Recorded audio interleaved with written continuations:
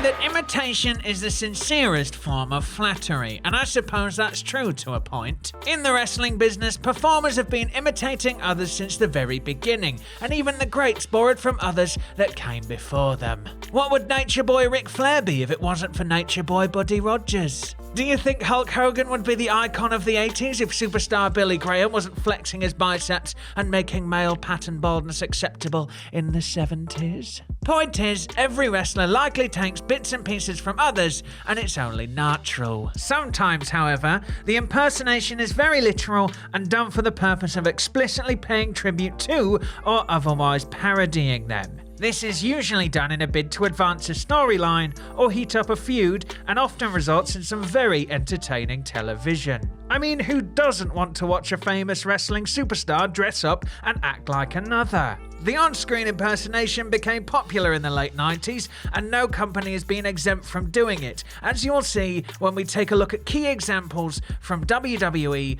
WCW, ECW, and TNA. Often a hit or miss trope, the following 10 wrestling impersonations definitely delivered. I'm Adam Pacitti from Cultaholic.com, and these are the 10 best wrestling impersonations. Join us. What are you doing?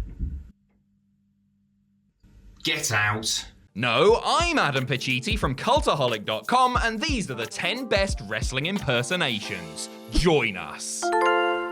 Number 10, The Blue World Order. For what was supposed to be a one-night-only parody, the Blue World Order have had remarkable staying power and are still a hit at conventions and on independent shows to this day. In 1996, Stevie Richards, the Blue Meanie and Nova were members of Raven's flock and, feeling a bit more cheery than their grungy leader, would regularly impersonate famous groups like Kiss and the Jackson 5. They went down a treat, and after a comment from Bubba Ray Dudley, who said that the only thing better would be to parody the NWO, then the most powerful group in wrestling, the wheels were set in motion for the lackeys to lampoon WCW's calling card. Big Stevie Cool, the Blue Guy, and Hollywood Nova were a hoot in what was one of the first notable pro wrestling impersonations. Fans in Philadelphia just lapped it up, and it was great in part because it was so bloody terrible. It got over so well that it became a staple of the shows for the next couple of years and helped to propel Richards into main event status for a brief period as he headlined ECW's first ever pay-per-view, Barely Legal, a show that also featured an appearance from BWO Japan. No word on how the actual NWO felt about it, mind you.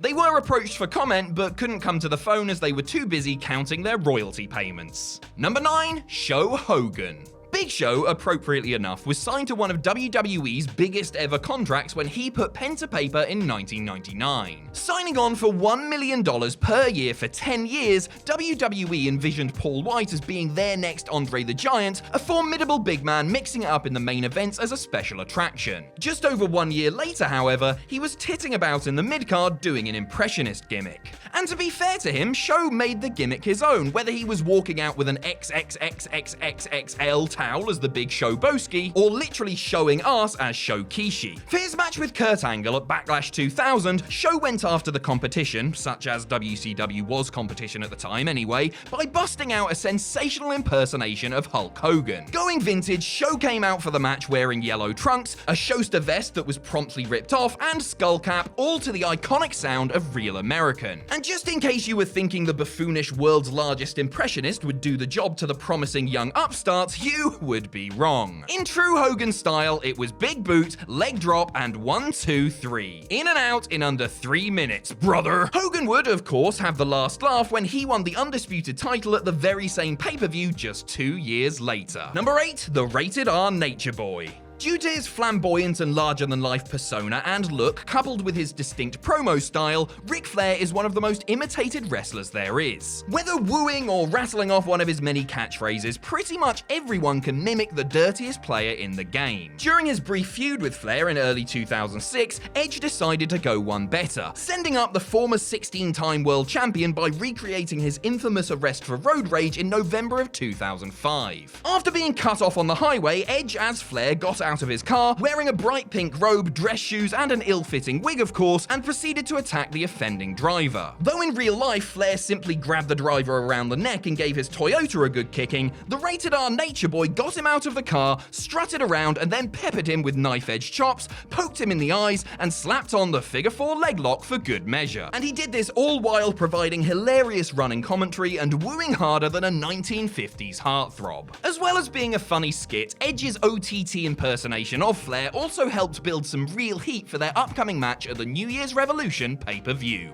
Number 7, Damian Misdow. Damien Sandow really did try and make the absolute most out of every chance he got in WWE, didn't he? From the intellectual savior of the masses to macho Mandow and everything in between, Sandow maximized his minutes and made himself a memorable part of the show, whether he was in the main event or just standing around at ringside. The upshot was he got over by force of will and being consistently entertaining. Sandow's last big hurrah before his release was Damian Misdow, the stunt double for supposed Hollywood star The Miz. Originally designed to be a one-time thing as part of a bigger impressionist gimmick, Misdow was so well received that it became a full-time act. Not simply just dressing up and acting like Miz, Misdow was a true stunt double, taking bumps and copying the Awesome One's selling and movements during matches. The duo won the tag titles at the 2014 Survivor Series, which proved to be a high point as they lost them soon after and began to slowly break up. The payoff came when Sandow eliminated Miz from the Andre the Giant Memorial Battle Royal at WrestleMania 31, after which he formed the Meta Powers with Curtis Axel, yet another endearing impersonation. Number 6, a Stone Cold Shark. As much as I loved Stone Cold Steve Austin for his hell-raising, beer-drinking antics during the Attitude Era, I did always think that he would have been better if he was just a bit more of a shark. No, I don't mean a shark in the sense of a backstage politician, or by adopting a more tenacious, bloodthirsty ring style. I mean like an actual shark, like Jaws or Barry. Sadly, science has thus far been unable to fuse the Texas rattlesnake with a great white. Thankfully, I got a small taste of my dreams courtesy of a TNA mid-carder. Shark Boy returned to TNA after a short absence in early 2008, coming back after a kayfabe coma had resulted in a wild and unexpected gimmick change. The Masked Man was now walking, talking, and acting like the toughest SOB in wrestling history, stomping a mudhole in opponents, delivering his new finisher, the Chummer, and finishing off a hard night's work with a few cold cans of sweet, sweet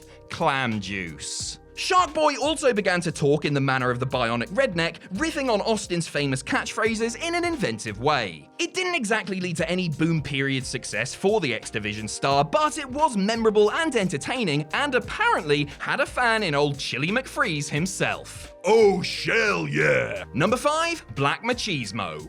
Like Ric Flair or Steve Austin, one of the most fun wrestlers to impersonate is Macho Man Randy Savage. While usually I need to eat an entire packet of soothers after doing his voice for 5 minutes, Jay Lethal somehow managed to do it full time while portraying the Black Machismo character. Lethal, who also does a dead-on impression of Flair, took Savage's signature look, mannerisms, and promo delivery style and updated it for a contemporary audience. Yes, he was out there in ostentatious outfits and twirled his fingers around and did the occasional double axe handle, but he also predominantly wrestled the fast-paced and innovative style that the X Division was known for. Savage impression helped separate Lethal from the rest of the pack, even though P.T. Williams was doing a mini Scott Steiner thing, and the man now known as Xavier Woods was dressed like Apollo Creed, and one of the main reasons is because it was obvious he was having a ball doing the impression, which was pretty much dead on, and that it was coming from a place of real reverence. According to Randy's brother Lanny Poffo, Savage himself was a fan of the gimmick and gave his blessing for Lethal to do it. Ooh yeah, dig it! Number 4, 4 Horsemen for Life. On the August 25th, 1997 episode of Nitro, Arn Anderson announced his retirement from professional wrestling, citing neck and back injuries as the reason. In an emotional speech, the Enforcer explained his plight while thanking the fans before giving his spot in the 4 Horsemen to Kurt Hennig. It took WCW, and more specifically the New World Order, 1 whole week to take the piss out of it. In a segment that sometimes straddled the line of good taste, Sean Waltman played Ric Flair, Conan portrayed Steve Mongo McMichael, Buff Bagwell aped Curt Hennig, and Kevin Nash starred as Arn.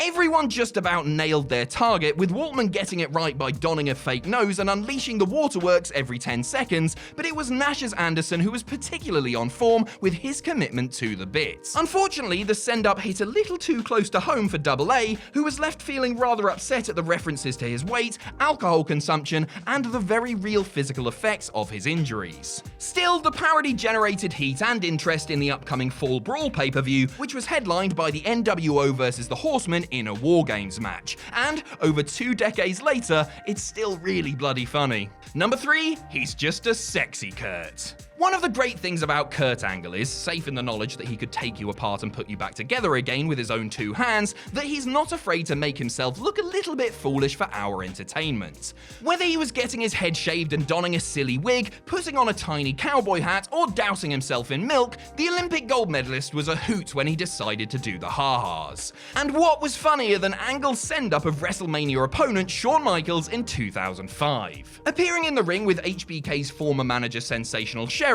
Angle, dressed in studded chaps and Michaels merchandise, proceeded to perform a rendition of Shawn's theme music, albeit with ingeniously amended lyrics. Doing so in a bid to prove that anything Michaels could do, he could do better, Angle was a riot. He did have previous experience mimicking his colleagues' mannerisms, of course, once donning the jorts and doing his best Boston accent while taking apart John Cena. But Sexy Kurt was next level, being not just a great impression, all that was missing was a thinning wig, but one hell of a way to continue their feud while the men were on separate brands. And you know what? Marty Jannetty still can't walk.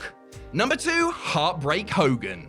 During the early stages of the Attitude Era, Shawn Michaels was hands down one of the most hateable men in wrestling. The pills and the ego had a lot to do with that, of course, and when HBK returned to WWE in 2002, he came back a different man. Now a born-again Christian, the showstopper refused to be a villain and pretty much played the role of babyface until his retirement. For a brief period in 2005, however, Michaels dabbled in the dark side during his amazing feud with Hulk Hogan. In perhaps the most memorable moment of their dispute, outside of his tour de force overselling performance in their SummerSlam match, was Michaels impersonating the Hulkster on a mock episode of Larry King Live on the August 1st episode of Raw. Referencing his advancing age, backstage political savvy, and confusing the Larry King impersonator with Mean Gene, Michaels meshed shoot with work perfectly and really laid into his opponent without outright burying him. Totally committed to the takedown, he exuded energy, nailing all of the signature characteristics and getting the brother count up to an impressive 65.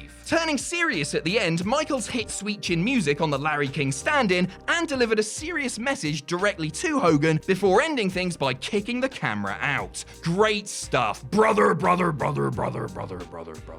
Number 1, those damn degenerates. A year after roasting Hulk Hogan, Shawn Michaels was at it again, this time teaming up with DX buddy Triple H to poke fun at the most coveted target of all, the McMahons.